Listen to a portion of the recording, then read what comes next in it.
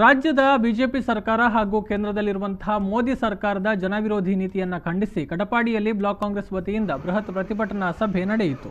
ರಾಜ್ಯ ಸರ್ಕಾರ ಇತ್ತೀಚೆಗೆ ತಿದ್ದುಪಡಿಗೊಳಿಸಿರುವ ಮಾರಕ ಭೂ ಮಸೂದೆ ಕಾಯ್ದೆ, ರೈತಾಪಿ ವರ್ಗ ಮತ್ತು ಬೆಳೆಗಾರರಿಗೆ ಕಂಟಕಪ್ರಾಯವಾಗಲಿರುವ ಎಪಿಎಂಸಿ ಕಾಯ್ದೆ, ಬಂಡವಾಳಶಾಹಿಗಳ ಪರವಾಗಿರುವ ಮತ್ತು ಕಾರ್ಮಿಕ ವರ್ಗಕ್ಕೆ ಮುಳುವಾಗಲಿರುವ ಕರಾಳ ಕಾರ್ಮಿಕ ಕಾಯ್ದೆ, ಕೋವಿಡ್-19 ಚಿಕಿತ್ಸಾ ಉಪಕರಣಗಳ ಖರೀದಿಯಲ್ಲಿ ನಡೆದಿರುವಂತಹ ಭ್ರಷ್ಟಾಚಾರ, ಅತೀವ ಮಳೆಯಿಂದಾಗಿ ಉಂಟಾದ ಬೆಳೆ ಮತ್ತು ಜೀವಹಾನಿ ನಷ್ಟಕ್ಕೆ ಪರಿಹಾರ ಕಲ್ಪಿಸುವಲ್ಲಿ ವಿಫಲತೆ ಮುಂತಾದ ಹಲವಾರು ವಿಚಾರಗಳನ್ನು ಖಂಡಿಸಿ ಪ್ರತಿಭಟನೆ ನಡೆಸಲಾಯಿತು. ಪ್ರತಿಭಟನೆಯನ್ನು ಉದ್ದೇಶಿಸಿ ನ್ಯಾಯವಾದಿ ಸುಧೀರ್ ಕುಮಾರ್ ಅವರು ಮಾತನಾಡಿದರು. ಪ್ರಜಾಪ್ರಭುತ್ವದಡಿಯಲ್ಲಿ ಎಷ್ಟೇ ಪ್ರಭಾವಿಯನ್ನಾದರೂ ಪ್ರಶ್ನಿಸುವ ಹಕ್ಕು ಜನಸಾಮಾನ್ಯರದ್ದಾಗಿದೆ. ಆದರೆ ಇಲ್ಲಿ ನಮ್ಮ ದೇಶದ ಪ್ರಧಾನಿ ನರೇಂದ್ರ ಮೋದಿ ಅವರು ಏನೇ ತಪ್ಪು ಮಾಡಿದ್ರೂ ಅವರನ್ನು ಪ್ರಶ್ನಿಸ್ತಾ ಇಲ್ಲ.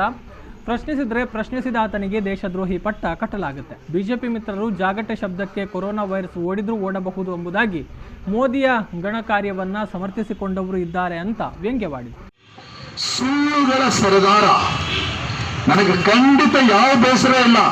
ನನಗೆ ಕೆಲವು ಸ್ನೇಹಿತರೆಲ್ಲ ಹೇಳೋದು, ಅಲ್ರಿ ನಿಮ್ಮ ಭಾಷಣ ನಾವೆಲ್ಲ ಕೇಳ್ತಾ ಇರ್ತೀವಿ, ನೀವು ನರೇಂದ್ರ ಮೋದಿ ಅವರಿಗೆ ಏನು ಹೇಳಬಾರ್ದು, ನರೇಂದ್ರ ಮೋದಿ ಅವರಿಗೆ ಏನು ಹೇಳಬಾರ್ದು. ಅರೆ, ನರೇಂದ್ರ ಮೋದಿ ಅವರ ಬಗ್ಗೆ ಮಾತಾಡಿದ್ರೆ ನಾವು ರಾಹುಲ್ ಗಾಂಧಿ ಅವರ ಬಗ್ಗೆ ಮಾತಾಡಕ್ಕಾಗುತ್ತೇನ್ರಿ?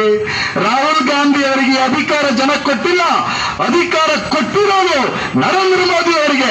ಅವರನ್ನು ಪ್ರಶ್ನೆ ಮಾಡಬೇಕು, ಅವರನ್ನು ಕೇಳಬೇಕು.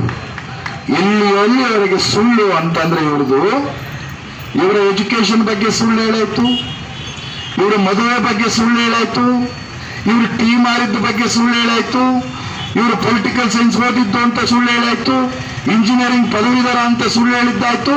ಸುಳ್ಳು ಸುಳ್ಳು ಸುಳ್ಳು ಸುಳ್ಳು. ಕೊನೆಗೆ ಮೊನ್ನೆ ನುಗ್ಗೆಕಾಯಿ ಪರೋಟ ಮಾಡಲ್ಲವರಿಗೂ ಸುಳ್ಳು ಹೇಳಿದಾಯ್ತು. ಇಷ್ಟು ಜನ ನಮ್ಮ ಅಕ್ಕಂದ್ರೆ ಇಲ್ಲಿ ಕೂತಿದ್ದಾರೆ, ತಲೆವಾರಿ ಅಡಿಗೆ ಮಾಡಿ ಬಡಿಸಕ್ಕೆ ಇವ್ರಿಗೆ ಬರುತ್ತೆ.